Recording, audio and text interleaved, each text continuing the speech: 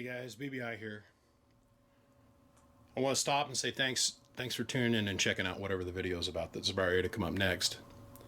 If you could take a minute and hit subscribe, I'd greatly appreciate it. And if you enjoy what you've seen here, make sure to hit the like button. We'd greatly appreciate your support. Anyhow guys, all that aside, let's get on with the show.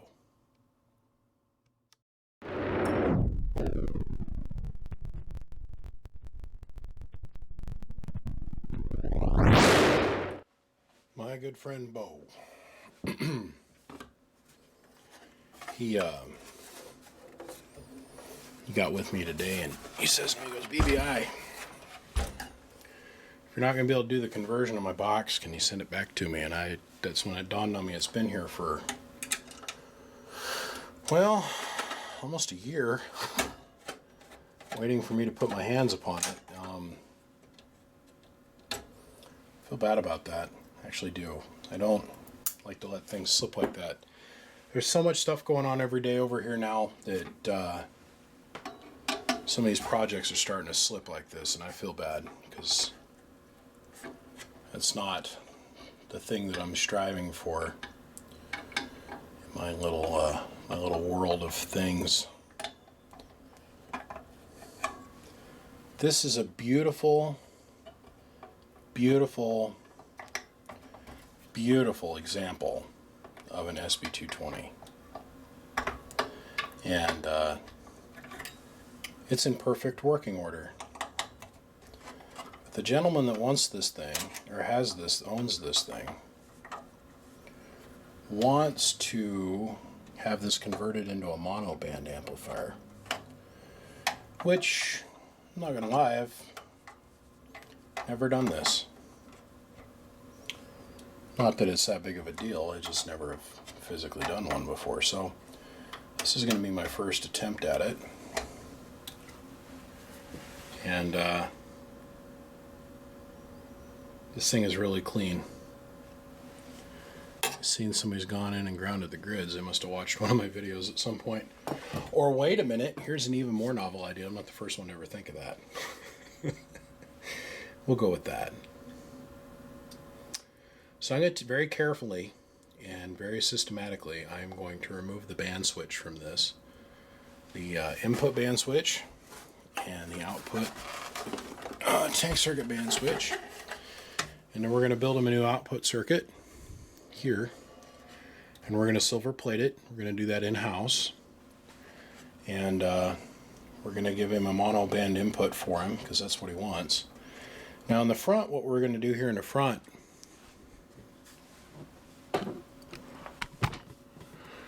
come on, BBI, camera presence. What we're going to do here in the front is we're going to give him a tuner, a little capacitance tuner.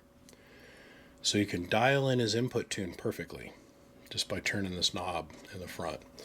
And that'll allow him to maintain having this third position and not just like a bolt and this knob being not useful. I'm going to put a variable capacitor here, which this is going to be super simple to do, but I'm morally at a crust point in my heart about this. I'm not excited about doing this. I'm excited about doing this, but I'm not, because this is such a great working, I mean, this thing is in really great condition. I know you're probably all asking yourself what the deal is here.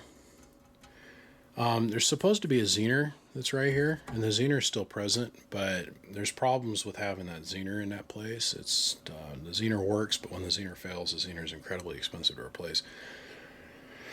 This is a diode board bank that is the bias control for this box, and this is an aftermarket thing. AM bias. It's copyrighted in 2012. This is made by the guys at Nomad. The same guys that make the bias, all the boards for the Prides. Same company. This is a neat design, and this is a good idea. This is actually a really, really good idea. So I'll throw that out there. So I'm gonna go ahead and slide the front off this, and we're gonna get this thing broke down. So when I come back, it's gonna be almost an empty hole in here, which almost brings a tear to my eye, but it's okay. I think I'll be okay. Give me a minute, guys, and through the magic of cinematography, we shall return. Just want to hop back over here and show that we're about a quarter way.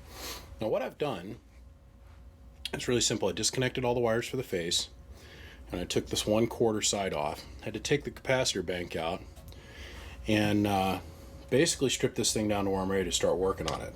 Okay. Now, what we'll do first is I happen to have another one of these plates. Imagine that. sb220 guys got extra parts. I have another one of these plates, so I'm going to put another plate here. And we're going to put the tank coil in between the two plates. And then off of this rod here, we're going to run down, and we're going to go to the relay on the bottom side. Okay.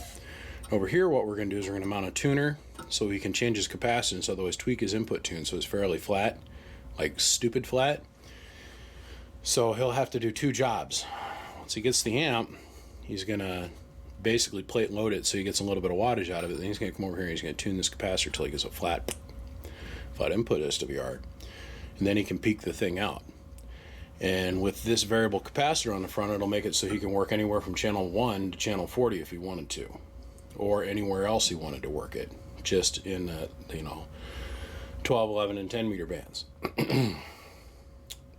Which is a neat thing I seen one of these monobanded that it came in here for repair about a year ago now. And I just kind of filed it away in my mental index of little tricks and stuff. Now, the reason that Bo is being so cool to let me do this is to lay my hands on this little piece of unobtainium material right here. That is the input band switch for an sb220. That little porcelain-based switch is unobtainium. And no, the one that you can buy at Harbach, contrary to personal or popular belief, is the back band switch, the one that never burns up. So I took all this out, every little piece of accoutrement hardware that goes with it. We're going to make him a new tank coil. We'll silver plate it in-house. We're going to get him set up. This is going to be one of the cleanest monobands you've ever seen. But he sent this up as a trade. He says if I'd monoband out the box for him, I'd be able to keep the input and output circuitry. So we went ahead and we broke that down and took it all out as it would be installed. This is really important because it makes it easy for me to just drop it in. I hooked the input coax up here and the output coax down here, and we're off to the races and running. So, yep. And when it's done, the tank coil will look like this. The reason I bring this tank coil out is this is a spare. I've got all kinds of these laying around here. Like when I was making the tank coils for the Death Star,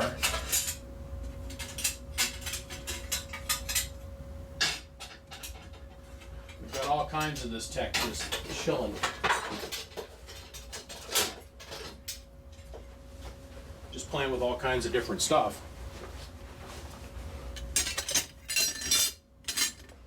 Right, so everything starts out as soft drawn copper. Now, the bigger tank coils like this, which like I had to make for the Death Star, this is an end chunk of one. Okay, that's the tank coil. Or that's the size of the Death Star, or the tank coil I have in the Death Star. Now, this was not soft drawn copper. How this started is it came from Home Depot as a large stick, and then what I had to do was anneal it and make it super soft. Then I had to polish it back. Then I had to pack it full of sand or salt, and then I had to make a form so I could bend this thing. This is not as easy as it looks. It's really not. But what was a challenge is that we discovered that this is too big around yet. So I had to go and make smaller tanks like this. This was a fail, but this was a test. I wanted to do it just for length. The reason it made it a fail is this kink that's in the inside of this thing, and the kink here. You think how hard that is to turn one like that. Here's another temporary fail. This is a challenge. These were a challenge.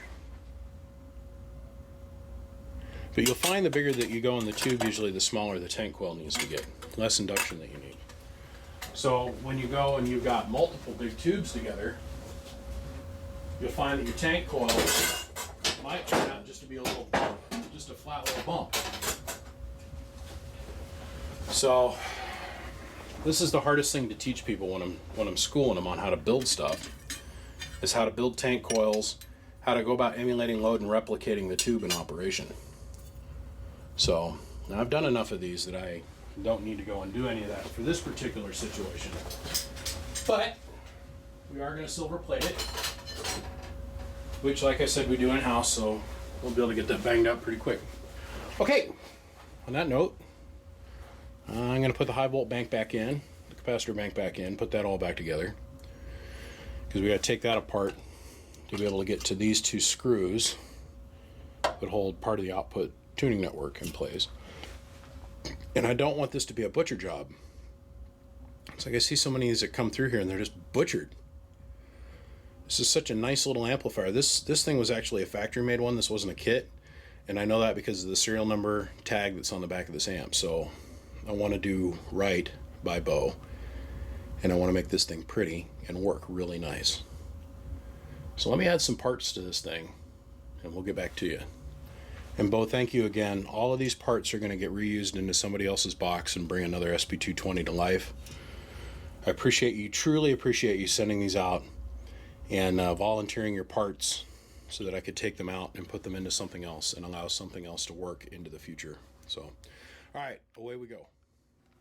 So sitting here soldering in, this is the new output, right? So the output bar that comes off the bottom of the tank circuit, the tuning network that I pulled out of here, I desoldered it from here. So this is the new pass-through bar that comes from the amp deck to the relay. And as I was soldering this in, my eye caught this over here.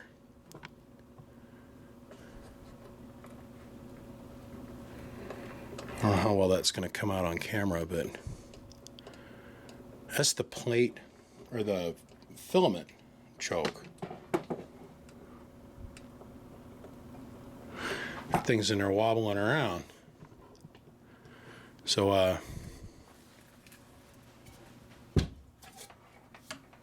glad we caught that. That could have caused me problems down the line. That's probably why he burned out his bias diode. Wonder how long it's been like that.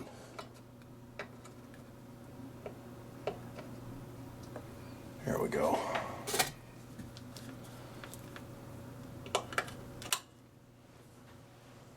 It's all soldered back together. Nice and solid now. Yeah, that thing arcing would make the tubes have intermittent filament. Glad we caught that. Just another quick little visual check around things here. These tabs always come unsoldered. You gotta have a really decent soldering iron to get those to take. I'm looking at the grid rings here. It all looks okay. Give me a second, let me flip this over. Now when I silver plated this, I literally formed this, which, here, give me a second and I'll show you.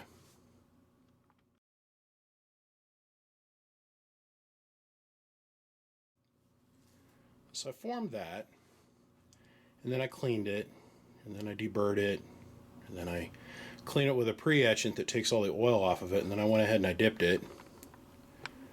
But that's his new tank circuit.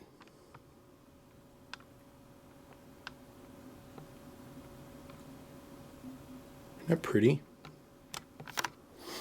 And then this is the bar for the output, and I silver plated that too. Now, the reason we know that's going to work, and I didn't have to go through a whole bunch of emulation of load and try it first, then come back and redip it, is because of the stock coil. See if we can count, there's roughly 1, 2, 3, 4 1/4 turns in, plus all this induction, then down through the band switch, and then out down to the relay. Okay, so the plates are going to make up a little bit of induction. That's all good. So we've got 1, 2, 3, and 4, and about 4, maybe about a little bit less than 4 complete turns. But then we've got this long inductor that we got to account for too. So we're going to be really close. It's going to be really, really, really close. So I went ahead and plated it before I tried it. Normally I'd want to try it first make sure I was safe, but like I said, I spent 5 or 10 hot minutes looking at one of these before. I'm pretty sure that that's going to work really nice. That thing turned out pretty. All right, on to the next step. It's kind of interesting. I've been sitting here playing with this thing for like the last half hour, right? And just sitting there messing with it, and I realized, wait a minute, I'm done. I don't know how else to describe it. So I've been sitting here tinkering around with the input tune, which is that little coil right there. And let me grab a semi-insulated pointing device.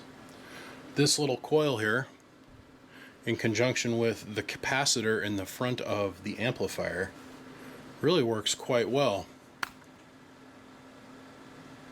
So let me pan out here. Undo that button over there. Or pan over here.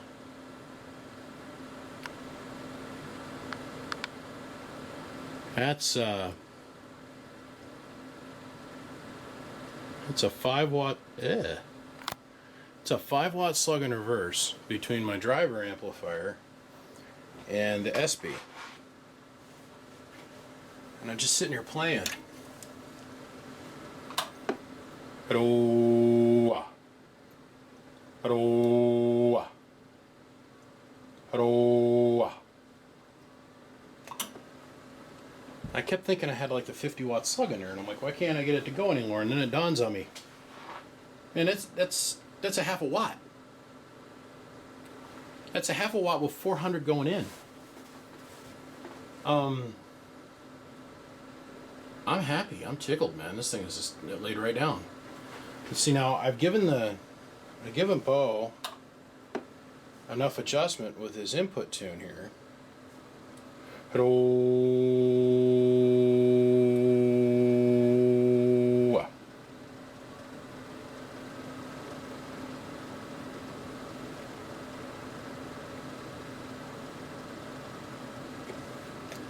To where I can lay right down for him. Let me pan out here for a second.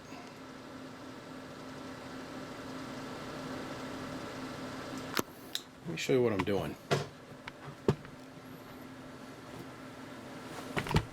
So I'm reaching up in here. Make sure I got this in frame. Turn the camera around. So I'm reaching up here, and the band selector now is his input tuner. And so we're dead keying 300 watts, 200 watts now. Just by very slightly adjusting this, I could take it way out of resonance. I can bring it down to next to nothing.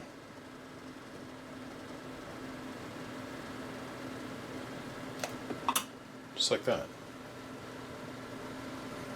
Tubes are happy, input circuit's happy, drive's happy. 2600 watts, like it's nothing. Now that's the theoretical max. I mean, I could probably change my output coil and maybe add another turn to it and pick up another 100 watts, but anything more than that, and I'm going to start overloading the transformer. And that's just about as hard as I want to hit this thing. I mean, it's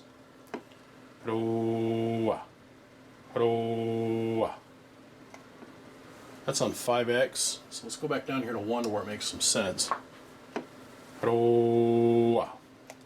That's 380 watts of drive going in this thing. So I'm done. Let me flip it over and show you the top side. I mean, this is the simplest circuit in its simplicity. No band selector. Of course, I didn't chop the whole cabinet up to do it. I did a very clean, tasteful job. Very clean. We hand dipped the tank coil and played around a little bit with the Nomad bias board. I'm impressed. I'm impressed. Okay, 1000 watt slug and peak, 1000 watt slug and average. 5-watt slug in reverse back from the Bird 10,000 watt dummy load. 5-watt slug on the input side. And we're on the high setting. Now, guys, please excuse my ignorance in this area. There's probably an old timer out there that has done this a lot more than me. Probably, because I know in the 80s and the 90s, they were chopping these things up like crazy and monobanding them. This is supposed to be a very tasteful, very clean, very simple, non-aggressive monoband job. That's all he wants. Very good input tune, very good output tune.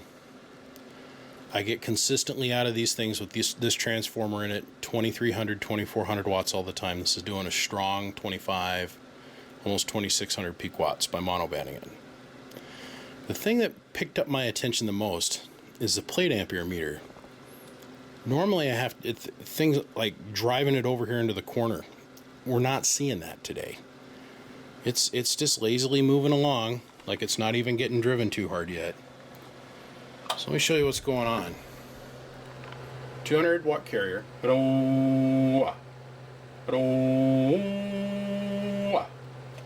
600 bird, 2600 peak watts.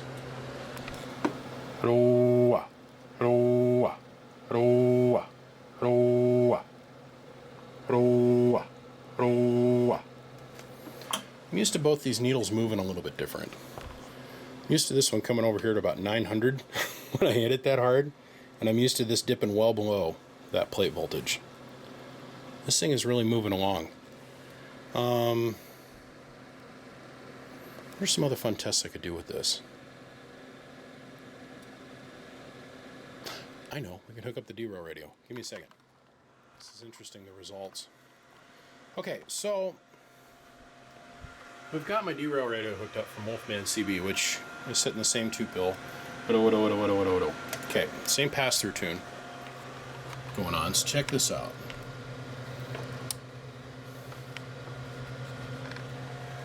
A little bit less PEP. Let's take this back down to 5X. Now, watch what happens here. We're going to keep our eyes focused on that center meter. So we were seeing a very anemic 600 watts before an average position. 1,000 bird, but a little bit less peak.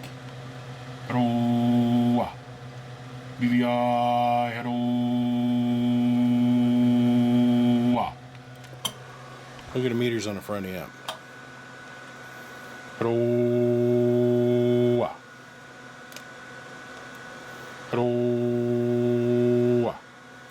Now we're dipping. Yes, sir. That's what I'm used to seeing. I'm not used to seeing that peak meter or that average meter move that far. That's interesting. That's an interesting result. Well, Bo, I'm going to go ahead and I'm going to put the tin all back up on it. We put the upgraded parasitics in it for you, obviously. Relative power meter. Make sure that's working.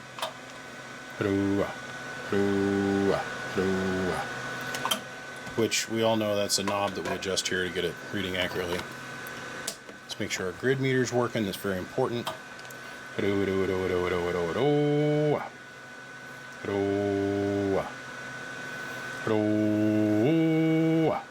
Working fine. So, as fun as this has been, it is time for me to move on. Now, Bo, I appreciate you sending this beautiful sb220 up to me. I can't express to you how much it meant to me for you to be able to send this thing up here and just let me do this simple thing to it so I could get the parts out of it so other amps could live on in the future. Very flattered by that, and I thank you for this. So guys, give us a thumbs up. Job's done. Gentlemen, my name is BBI, and without a shadow of a doubt, I am the biggest mud duck in Idaho. Come check us out. Facebook, Twitter, Snapchat, of course right here on the YouTube Gargler. Quit quit dicking around and just click that subscribe button if you could do me that favor. I greatly appreciate it. On to the next one, and then the other next one, and the other next one, and the other next. I'm going to save you guys the effort and the energy of watching me put all the pieces, the armor and everything back on this thing. It's done. Bo, I'll call you tomorrow. Gentlemen, I gotta go. I'll see you. Bump bump.